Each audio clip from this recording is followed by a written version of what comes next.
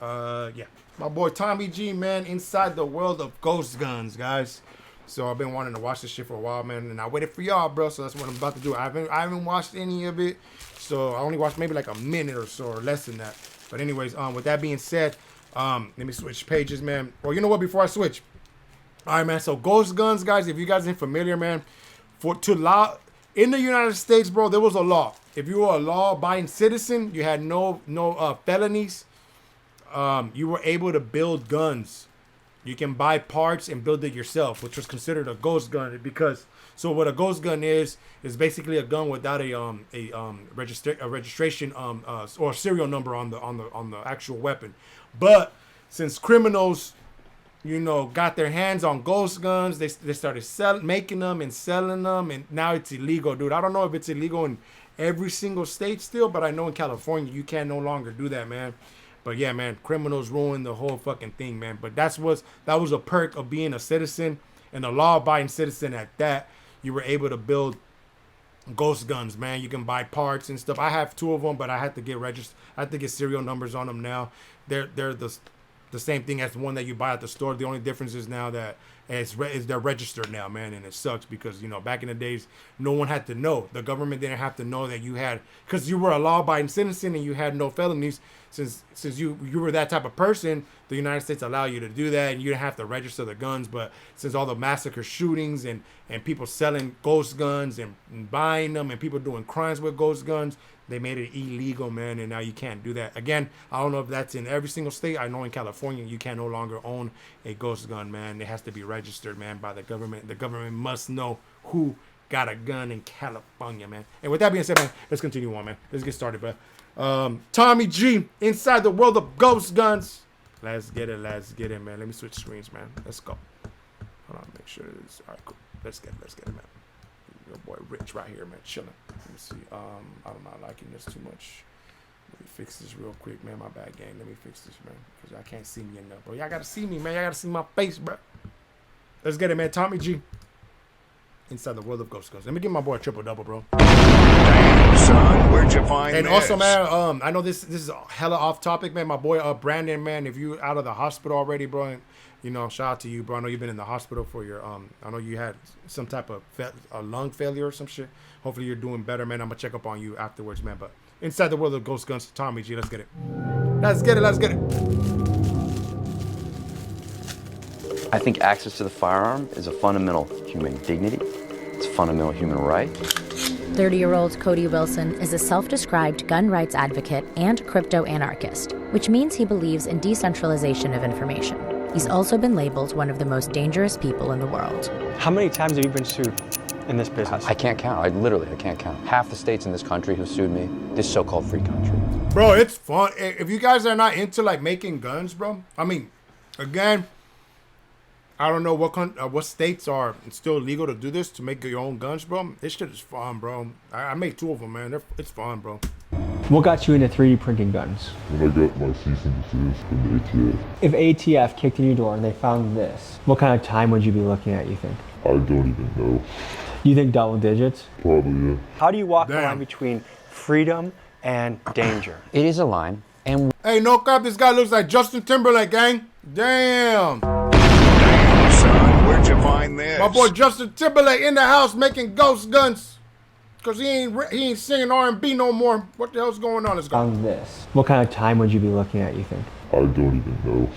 You think double digits? Probably, yeah. How do you walk the line between freedom and danger? It is a line, and we stay within a conscious vocabulary because in American libertarian politics and political life, the gun is an important thing. I'm on your side if you like the Second Amendment. It's more important for me to convey that than some deeper feeling about these things. Ghost guns, untraceable weapons, a threat to the system. And thanks to advancements in 3D printing, the power to create a gun has been democratized to anyone with a couple $1,000.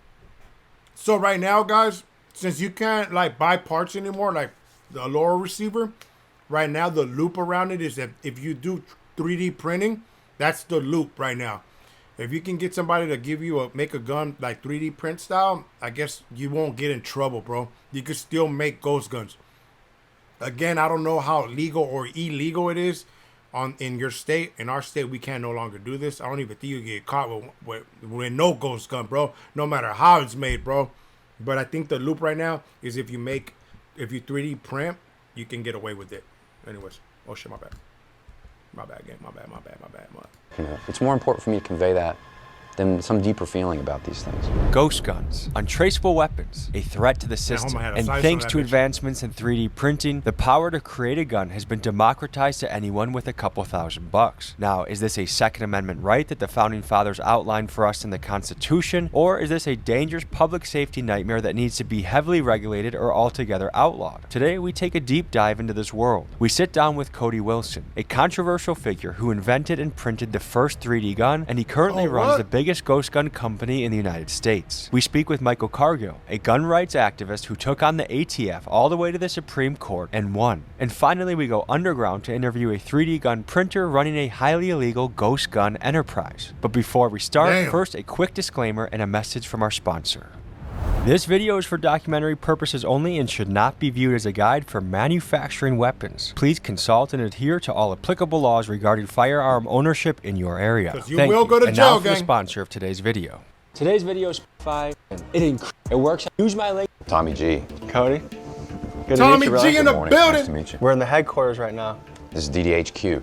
I traveled to Austin, Texas to meet a man who back in 2012 was named one of the most dangerous people in the world by Wired magazine. Why was this? Because he issued a dangerous promise that he would create the technology to print a lethal firearm from home and give that design out for free. And in 2013, he did just that when he released the design for a printed gun called the Liberator. The federal government did not like that one bit. Today, the judge ordered Cody Wilson and his company, Defense Distributed, to remove the blueprints from the internet. Now, the federal government immediately declared war on him, threatening him with years in prison and millions in fines. So what did he do? He fought back, and he sued the United States government and won. Folks, this is Cody Wilson, the godfather of the ghost gun. Damn. These guys are pretending to work.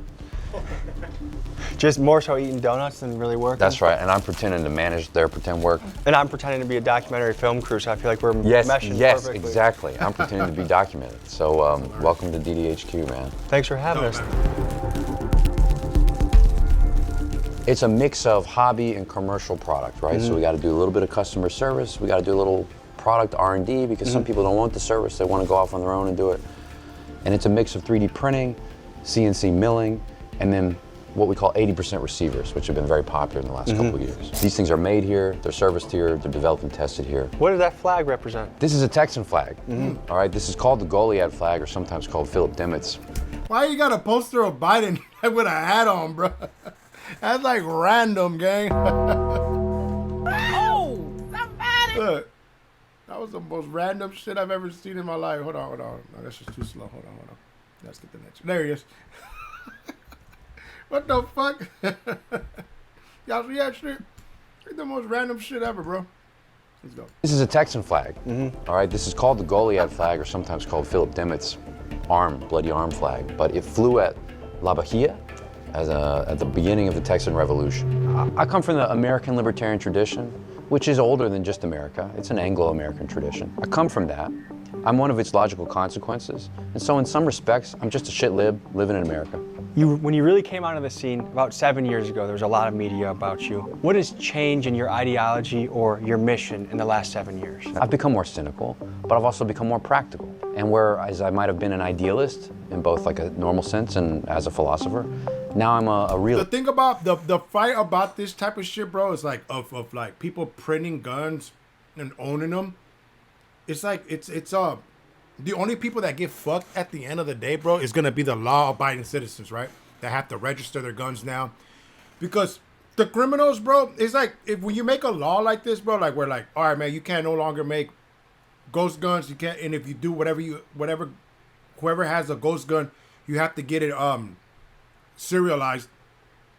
Criminals ain't doing that shit, bro. Like people forget, like, yeah, you're implementing laws to law-abiding citizens like us, but it's like criminals ain't listening to this shit, bro. They still moving around, they still doing the damn thing, bro, and it sucks, bro. Like it affects everybody, bro. Like people don't think about that shit, man. That's why when that law came into place, bro, I was like, what the fuck, bro? Like, I'm a law-abiding citizen, but I have no felonies. Like, I want to create my guns, and I'm a law. You know, I listen to the laws when it comes to guns, bro. Like, it sucks, bro. It's a bad place, and you know, unfortunately, there's been a lot of like mass shootings and stuff, and I get that part too, man. But it's like, again, you're trying to like implement laws on people that listen to the law, and then there's people that don't listen to the law, bro, that are still doing this shit, and they got their hands on this shit. You know what I mean? And it's like, only the people that listen to the law are the ones getting fucked at the end of the fucking day, bro. And it sucks, man. Anyways, let's go. I believe the guns are real objects. Right and I believe that just because they're real objects, that doesn't mean we can understand them. When they made us serialize the guns, bro, I was this pissed, company bro. alone I hated has it. been that the more the law tries to attach to or understand these real objects, the more invisible and withdrawn they become from us. Like, I was just thinking on the drive here, what would our founding fathers think if they saw what is happening in our government right now, where so many of our politicians are bought, so many of our politicians are motivated by greed, so many of our politicians are making laws that make it harder for the business owners, the working class people to thrive in this country. They would have stuck a musket up Pelosi's ass, all these people that are insider trading, all these people that are passing the laws, they would have put them out in the street. When you take a pulse of where the American people are right now and their potential for revolution, how would you grade the situation, the climate? A nullity. It's a zero. It's dead. I mean, the American people, let's say, of the Revolutionary period, were a violent people. They were an interesting, bloody, vulgar people. And we want to think about them in romantic terms and think of that they were noble. And of course, there's nobility in their violence, but fundamentally, they were an aggressive, violent people. How many times have you been sued in this business? I can't count. I can't count. Half the states in this country have sued me, this so-called free country. What you begin to see behind the curtain very quickly, not too far, is that you have what is nominally permitted, what is said to be allowed in this country, and what is actually permitted. A lot of what we build here, a lot of what you're seeing, is the assembly of a certain kind of piece of equipment, okay? Because what we like to make for the user at home is a capacity to finish some of these gun parts. You give them the bones and the skeleton, but they breathe the life into the gun. That's very good. Sometimes they have to add a little to the skeleton, or let's say take a few things away because, you know, the diamond is in the rough, right? They got to move some of that rough around, and that's what this equipment is. One of the things Defense Distributed makes is a milling machine called the Ghost Gunner. Think of it as a 3D printer but in reverse. Instead of adding plastic layer by layer, this machine uses a spinning cutter to carve away metal. It takes a raw block of aluminum and precisely mills it down to the intended firearm component, giving the owner of this printer the freedom to create gun parts as they please. This is Jay Oma. He's a notorious Texas lawyer known for getting absolute super threats off with little to no jail My boy got the Suge Knight suit on, bruh. Let's go. time. He comments on what he's seen in Texas representing murder cases and his overall understanding of the legality of ghost guns. If I were to buy a weapon right now at a local gun store, it has to be registered. If I buy a gun, it's probably been shot already. And each time a gun is shot, it leaves a fingerprint or like an imprint on the shell casings. And that shell casing will be connected to that gun. So anytime that shell casing or a similar shell casing is found in any type of criminal case, they're gonna link it to that gun, right? So where ghost guns come in handy is that it doesn't really register at all. So it just prevents the police from investigating that portion of where they're linking that shell casing to a specific gun.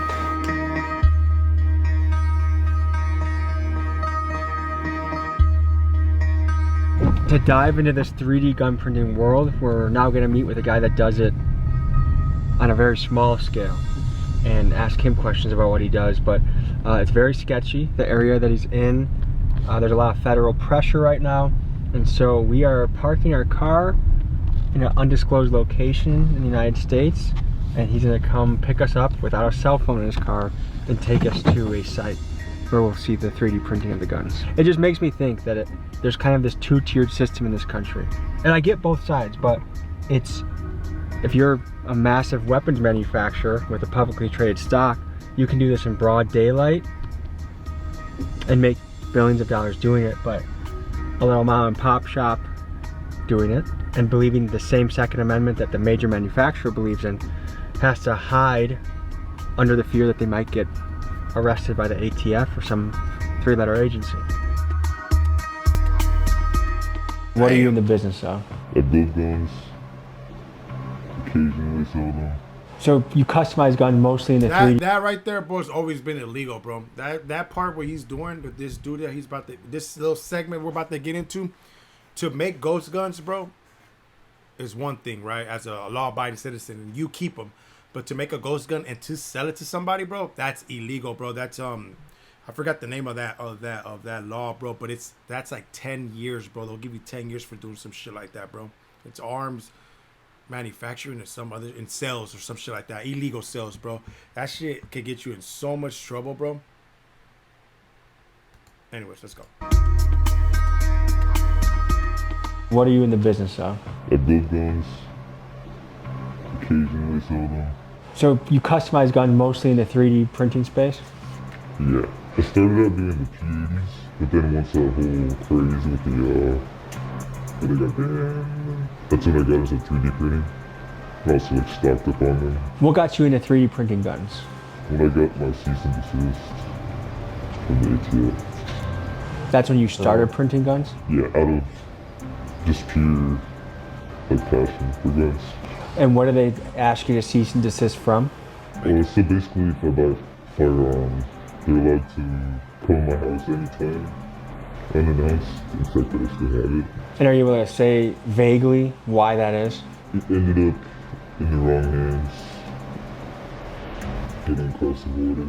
And did it end in a casualty? It did, yeah. Okay, so this thing looks already to be like a substantial piece, and I'd flip that around. Oh, well, yeah. He just shot himself. All right. Yeah, I'm a gun expert, by the way, guys. All right, this is an unfinished receiver. The big guys for the military, just like the little guys, traffic in this same object. But it's an unregulated object. Even though it looks like it's already well on its way to being something serious or something legal or regulated, it is not. When you say the military guys traffic this stuff, what do you mean? There's an economy of objects like this, both an above ground and an underground economy. This economy happens because the main large-scale prime contractor manufacturers, they need unfinished goods just like the rest of us. That's modern capitalism. So they might go to Eastern Europe or they might go to Taiwan and they would say, hey, you can contract manufacture this for me, import it into the United States, and you can do all this work to it, and it's still not a gun and it's still not really seen by the law yet until I, the manufacturer, touch it. And that keeps things cheap, but it also is like the thing that keeps this entire underground economy going, because these objects already existed, always existed outside the law. And now the at-home user wants them as much as the prime contract manufacturers. Talk to me about some of your favorite 3D printed guns. Man, that black and white was fire, So bro. this one I actually just did last night. And Sheesh. So the whole thing is 3D yeah, printed? so that whole lower is 3D printed. You just put together the parts kit. So you have to add the metal in yourself? Yeah, and then you have to get the... I made two of those guys. Your boy got two of them. Registered though, registered. You gotta get the tolerances. We all buy senses. And a machine like that takes a whole day to do just this? Yeah, there are faster ones, but that machine is meant more for stronger materials, so it does take a bit longer. Do you want to see a ghost gun? Yeah. Do y'all see this? See how beautiful this is and very customizable? I like it. So you're just missing the top part, right? Yeah. But this right here looks just like how mine would look like on the inside. What I see is like threat financially to the gun manufacturers, saying there's no way we can make money off of these people anymore. Folks, for context, we are currently in the middle of a golden age for weapons manufacturers. In 2024, companies like Raytheon logged record-breaking profits, with their stock price seeming to match the upward trend of deaths in Gaza. And it begs the question, why is the law so swift to crush an individual for creating a ghost gun in his garage, yet silent when there are arguably companies contributing to war crimes in places like Israel? And some say it feels like a two-tier justice system, where the individual gets a prison sentence while the corporate interests make annual profits in the billions. Shit. I look at ghost guns in a very similar way that I look at magic mushrooms, which is, part of me thinks everyone should have the right and access to use those things as they wish as a free American, but the other part of me is aware that these things are sacred and dangerous and have a lot of power, and you should be careful. So how do you walk the line between freedom and danger? It is a line. And we stay within a conscious vocabulary because in American libertarian politics and political life, the gun is an important thing. It's a revered thing. There's a certain American civic religion about the firearm, and we try to honor that and keep that language so that people understand that we're friendlies. I'm on your side if you like the Second Amendment. I'm on your side, right? It's more important for me to convey that than some deeper feeling about these things. The gun is some kind of centerpiece of a psychodrama, of a legal drama, of the evolution of the change of our state, world states, the role of the individual in society. Everything is at stake with these things. And I see California, states that would nominally be free or nominally have some of this conversation with you, attempting things that I would not believe to be possible just 5 years ago. We have some of the toughest gun laws, I think, in the nation, dude. California, bro. Like, if somebody broke into your house in California, gang, like, let's just say somebody broke into your house and they're stealing your shit. If they're running out of your house, like let's say they're still in your house, but they're running out of your house, and you shoot them in the back, bro, you can go to jail for murder, bro. That's how tough the laws are here, bro. Like, there's no stand your ground law here. So, like, pretty much, bro, if somebody, like, again, like, somebody came into your shit, try to steal your shit, and you try, get rid of them for coming in your shit, you can go to jail for that shit, bro. That's how fucked up the laws are over here, man. Cannot shoot anybody in the back over here, bro. Like, if they're in your shit you will go to jail. I think it's like, man, you'll get life for that shit or something like that. Because they're not a threat no more if you shoot them in the back. But they're in your house, stealing your shit. California for you, man. Let's go. It's breathtaking to me, and it feels like a civil war to me. Walk us through what we're looking at right Come here. on. Yeah, all right, fine. This is the G80 system. What he's referring to, the G80, is the nickname of a Glock-compatible 80% frame. And they say 80% because it's an unfinished piece of high-strength plastic that looks like a grip but isn't legally a firearm yet. To make it functional, you simply have to cut away the blocking material, drill the pinholes, and add the trigger group, firing pin, and slide. And this is the innovation that Cody wants the masses to have access to 3D print. This is the brand new thing we're doing, which combines all the techniques and learning and everything we've synthesized over the past few years, okay? So it's a little bit of printing, it's a little bit of milling, right? You print this part at home, you mill this part at home, or finish it by hand with some fixtures. This is where both of your systems kind of intermesh. That's right, because the law moved, all right? The law said a part like this looks too much like a gun. So now no one can sell you something like this to finish, all right? So you have to take this thing and remove it from the legal context. This has to become information. Now the gun part has to become this strange, unidentifiable, not clearly convertible component. Does this look like anything to you necessarily, If you saw this like in a fucking trash can, would you be like, oh, I found a firearm? It becomes more illegible, and that's our task. Our task is to always create more and more ambiguous objects and products. So this could be done way more simply, but in order to go within the rule of the law, you have to keep making it more and more obscure. Yes, because the law chases this object. To a person that has never heard of the G80, just give us a breakdown.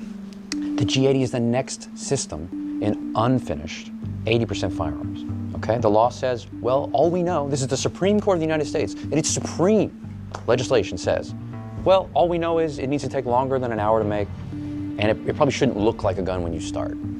Thank you, Supreme Court. Okay, well, we follow the supreme guidance of the Supreme Court, and we say it takes longer than an hour to make, it doesn't look like a gun, your grandma wouldn't necessarily know what it is, therefore it complies.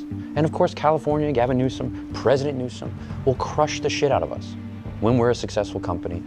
And the next company will come in and say, well, this is the tweak that we've made. And that's what you can look forward to in developing guns in this country. Damn. Just as a switch carries a high penalty, I believe in many places it's 10 years. Does a ghost gun carry a similar enhanced penalty? I haven't seen enhanced penalties.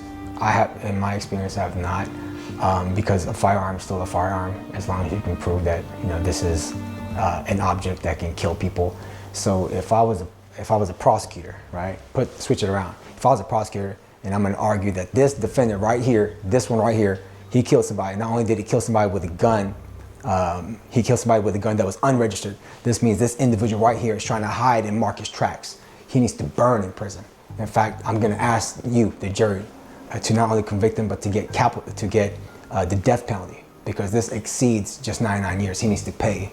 And people who commit crimes and wants to destroy the community and hide the killings that they do, they need to die. And in the state of Texas, we have the death penalty.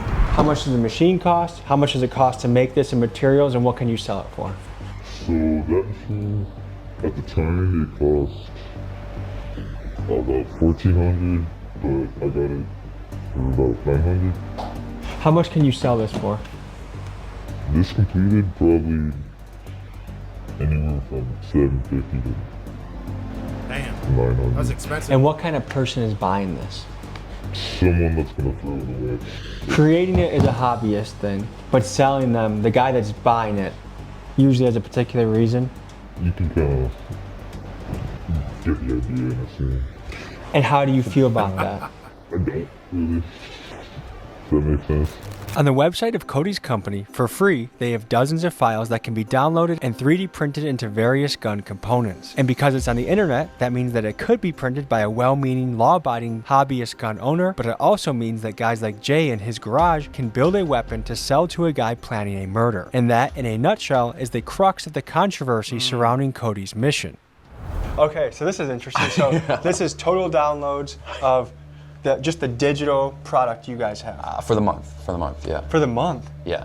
Wow. Dude, we run the biggest file sharing site in the world on guns. And yeah. Of these almost 300,000 downloads, how many of them you think come to fruition with a real operable firearm? Very few.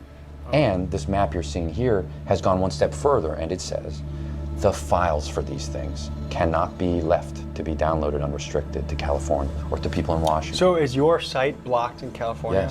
Yes. Similar to how Pornhub is blocked in Texas. It's the same thing. People in the last few years have seen, well, what the f, gotta use an ID to use a porn site? It's the same thing now with other forms of information, not just porn. Now gun files are going to be restricted in different states in different ways on the internet. The internet itself is breaking up. Your company was among the first to have a particular digital download, or the antecedent of what today is the Ghost Gun download. I don't know if I'm hitting that right, but can you... No, it's interesting to see how you're talking about it, yeah. Yeah. And actually that's really smart, because how it was talked about in 2013 was, this is the first 3D printed gun. Well, what was the real innovation? I think it was the first 3D file for a 3D printable gun. It was the first gun you could go download. It was the first gun you could think of, hey, where do I get that gun? Oh yeah, I go online to get that gun. I'm gonna pull this out for you. This is actually the first 3D printed gun. This doesn't get a lot of love these days, but it's the Liberator. We named that gun that way to give it a big brand name, sure. To also give it a little historical echo, to give it a personality, because it conveyed that the guns of this future, of a 3D printable future, are guns with personality, are guns with meaning, with destiny. They're not just commercial products in the age of mechanical reproduction. Now they're strange spiritual products in the age of digital reproduction. You know, the guns are liquid information. That was the point of that message, the point of that exercise, and to also confuse the object in the Second Amendment with speech objects, speech actions in the First Amendment, to blend that First and Second Amendment, and to say something to government, hey, regulate this. Folks, here's a quick refresher on American history. The Second Amendment doesn't just say you can own a gun, it protects the right of people to keep and bear arms, stating clearly that this right shall not be infringed upon by the government. And these are the lines Cody uses to defend his position. He is essentially arguing that if the government stops you from making a gun, they are infringing on your right to bear one. This represents the kind of murderer's row of the best guns. So FGC9 is probably the best known 3D printed gun, single 3D printed gun, very popular in Europe. 9mm PCCs have evolved since 2020. You know, one of the most recent is this Decker, which is a stranger looking gun, right? But it's more true to what 3D printed guns are. Some stuff, these things aren't as good as commercial guns, right?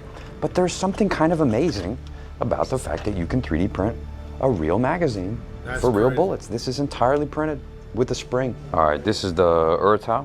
Oh, that shit This hard, was designed bro. by a developer in Brazil. Damn, I need that for Call And of it's probably Duty, the most gang. well-known recent printed PCC. Can you show me the process for, like, from computer to hooking up to like how this gets going? Yeah. Basically right here is all the files. All these are schematics? All these ones right here with like the labels on them, that say G-code, are ones that I've already made. So for example, this file right here. How encrypted is all this? I keep it on an external hard drive. So it has to be plugged into something to even show up on the computer? Yeah. That's smart. Are the feds that good at computer stuff like this? Yeah, they are. And one of the reasons they are good is because they bust guys that are hackers and then get them on their team, right? Yeah. Yeah. So this right here. Oh, I like how it says for academia only. Situation is this. There's a Scientology has hired people to stalk my home, and I want to take care of them without any issues. Allegedly. Cool. He said the Scientology community stalking his home, and he's ready to pow them, dude. Allegedly. You know, my boy Tommy G, man, you can't be doing that, Tommy G. You gotta hire somebody, bro. You over here dropping these fire documentaries, gang. Let's go back. That was funny. That was a funny ass bar. Let's go.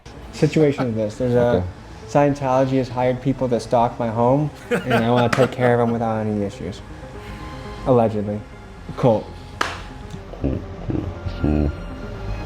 going to that, homeboy looked at him like, what the fuck is Scientology, gang? What the hell are you talking about right now?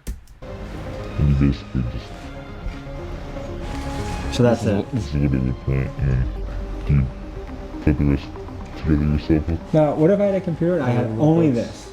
Forget all the ammo, explosives, all the crazy stuff. I just had a pistol, schematic. How much in trouble would I get? Without actually making it, just having that file on my computer. You actually wouldn't, if it was, as long as it's not, like, fully auto or anything like that. So it's legal to have? Yeah, it's legal to make and for yourself, but not... So for personal use, I could make that gun no issue? Yes. Exactly. No problems whatsoever? No. And then this hooks up to, you already sent the orders to the printer, so that's why it's going? Yes. And what is the printer making right now? Right now it's making a Glock 17. I'll show you the bottle for. So there's no political motivation, there's no greater purpose or mission? No, not really. It's just kind of entertainment and fun? Yeah, pretty much. Is it hard getting a girlfriend if this is one of your main hobbies? Not really. So folks, now we've seen a little bit into a mom and pop operation, one-man show, how it looks on the ground level. Let's go back to Austin, Texas, where they're doing it on a large-scale operation and have recently had battles with the Supreme Court. You had a recent Supreme Court case, 2023. Tell me about it and what happened. You pissed. There's not much to say. You go to Supreme Court, you lose. That's the education I've got in this country. We were doing something not legal, not technical. This was something in the realm of ideas and religion. And when we left, we knew that we had lost. On paper, there are rules and regulations about how you can make a gun in this country, how you can buy one. And the Biden people came in and said, okay, what we're gonna do is we'll take the definition of a gun and explode that to mean as many things outside of an actual gun as possible. You know, anything's a gun if you think about it. If it's marketed as becoming a gun, or if it could become a gun, or if someone buys it because they want to make it into a gun, well, therefore now, under the law, it is a gun. So they had taken the container of the word firearm and tried to pack as much into that word as possible in the law. Our position was very simple. Doesn't the law mean certain things? Don't words have legal meanings? Don't they only mean certain things? Can ATF by itself, without an act of Congress, just say these words mean new things? We say that that's not possible. We go to the Supreme Court, and the Supreme Court says, well, sometimes the ATF can do that. My name is Michael Cargill. I'm the owner of Central Texas Gun Works, which is a gun store in Austin, Texas.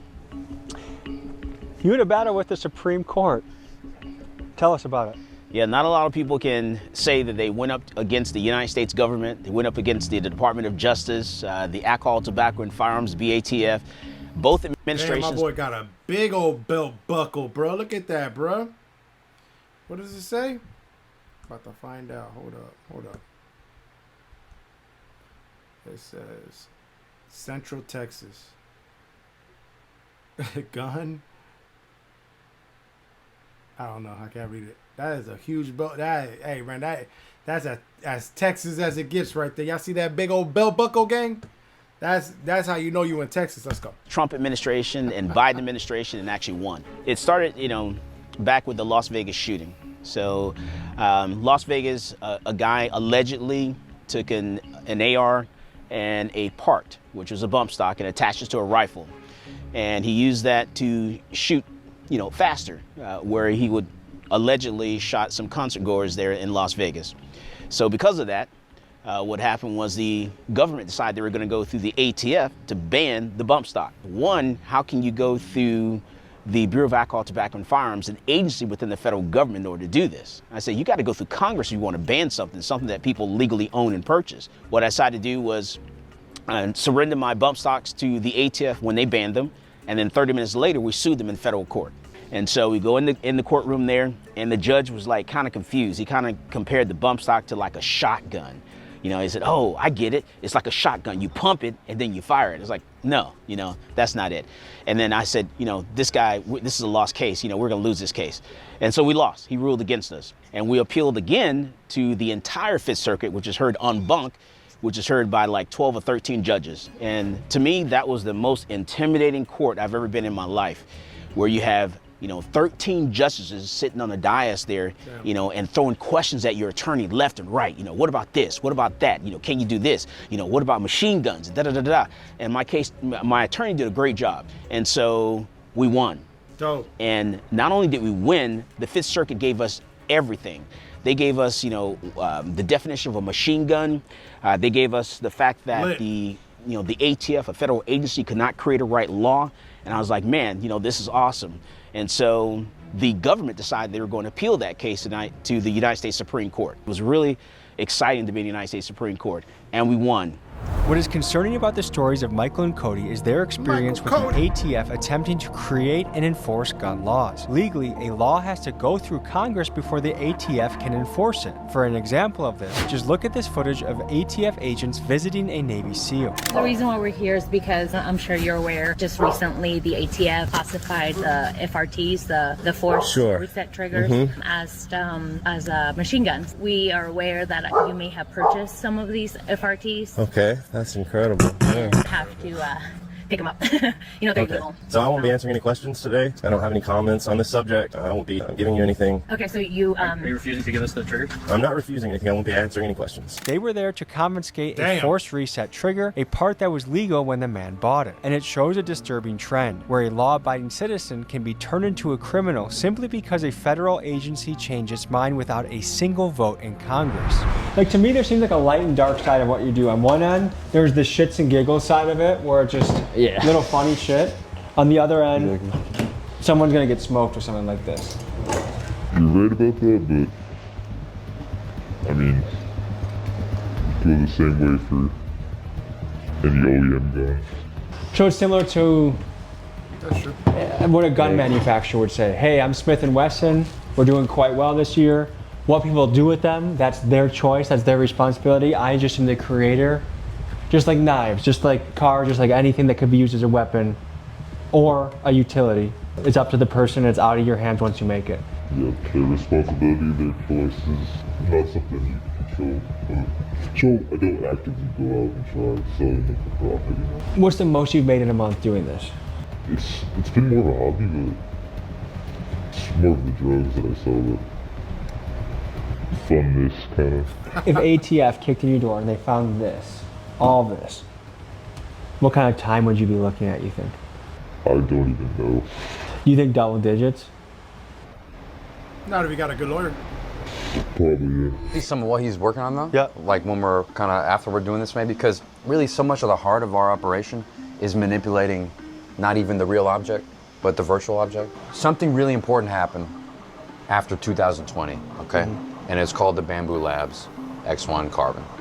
This thing is $1,200 and it is on the money.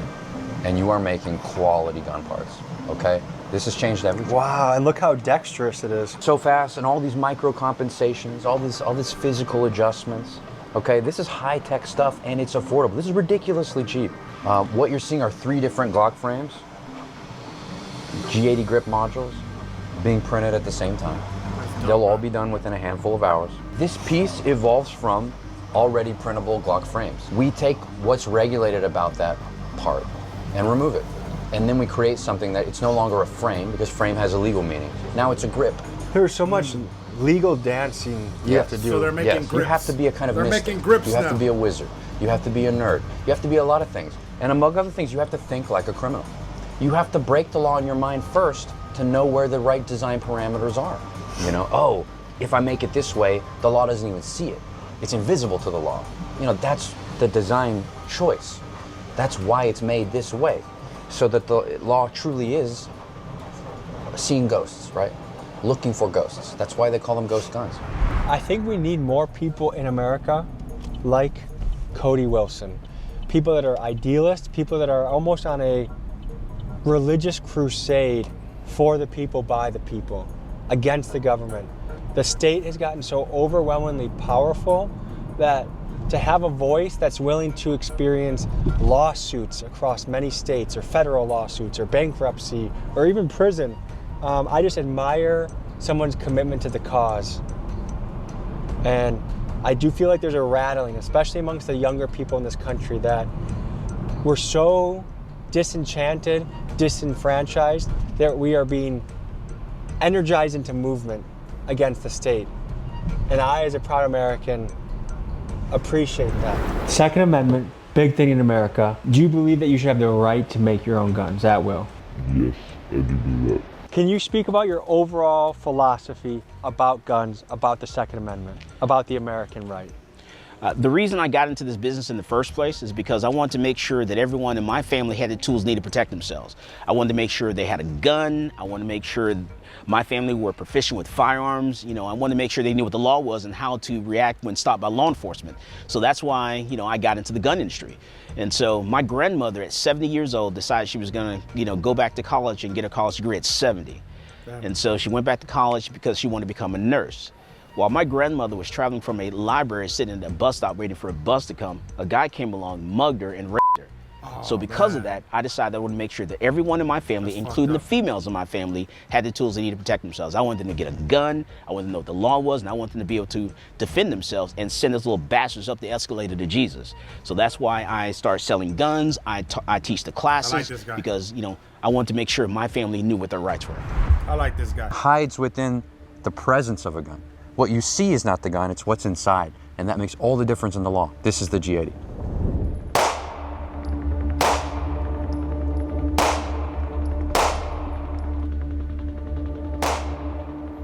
Let me show you what else you can 3D print. This thing doesn't just have to live in the footprint of a Glock, it can live in a totally different body.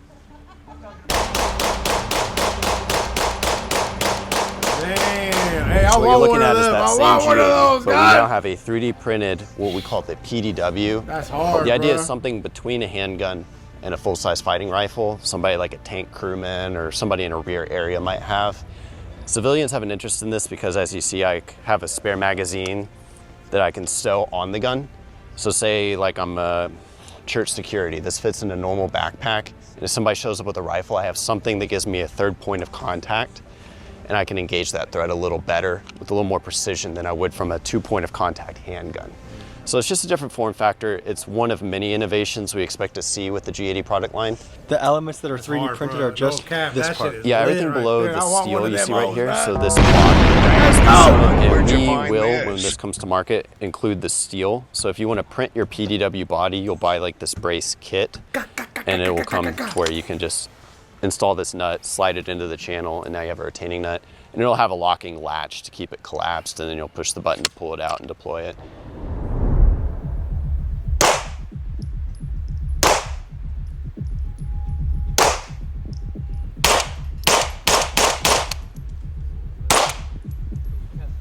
I have a line in my head where it's like you see someone with that and you're like, holy shit, it's Jason Bourne. Yeah.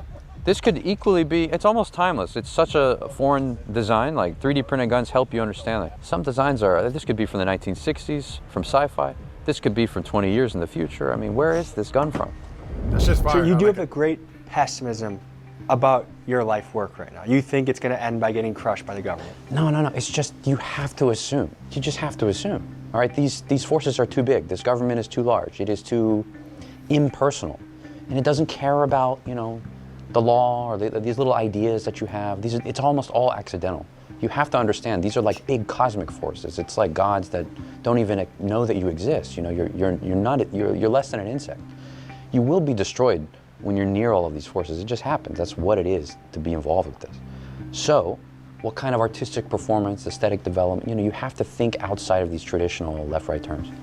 Now that you've had more than a decade under your belt doing this, what are your immediate goals or things that you are trying to achieve? Yeah, my immediate goal is a thing called G80. All right, I watched how the Biden people took the best business in our field, polymer 80, just wipe it out of business without a thought, really, and without much effort, right? Like, oh, okay, we can fiddle with the definition of one word and collapse an American company. And some of that is because polymer 80 collapsed under the weight of its own success. All right, well, luckily we're not successful, okay? Luckily we're more nimble for that reason. And we can teach, like we've always done, what's the name of this company? Defense Distributed. You can spread the IP out.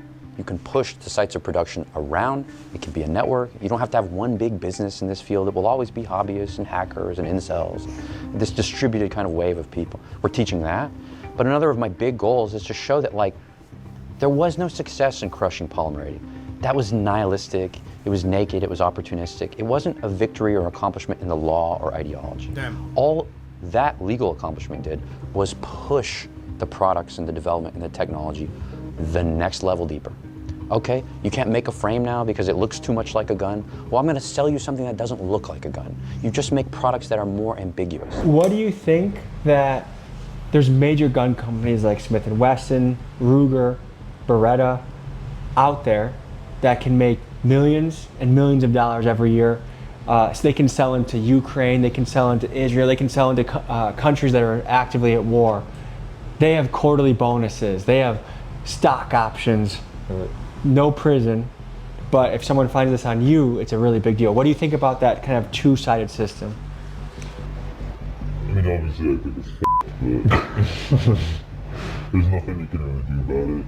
It's like everything else. So do you have a bit of a nihilistic view on society? Like, it's a bit f***ed, the big corporations win, the little guys get screwed, so might as well basically, yeah. Have fun while you're at it? Yeah, exactly.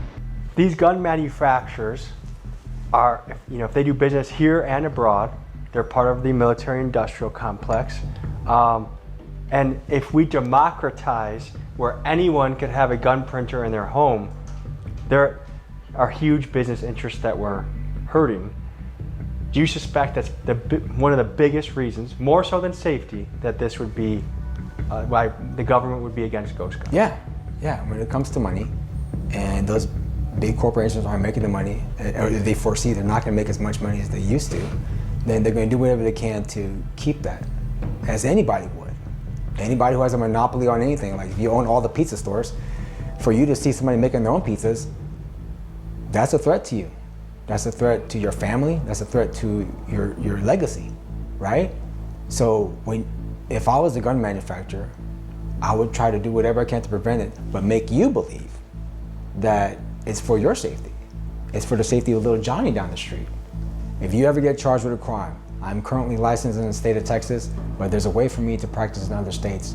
If you have a crime, call our office. I'll make sure that I protect all your rights, and I will intercept the prosecutor's attempt to put you away in prison for a long time or death penalty.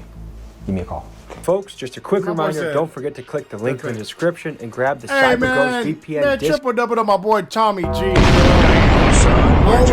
Always bringing them fire documentaries, bro. Y'all already know what time it is, man. We're about to get into some gaming though right now, gang. It's about to go down. I'm about to subscribe here. More reaction videos with your boy Rich here.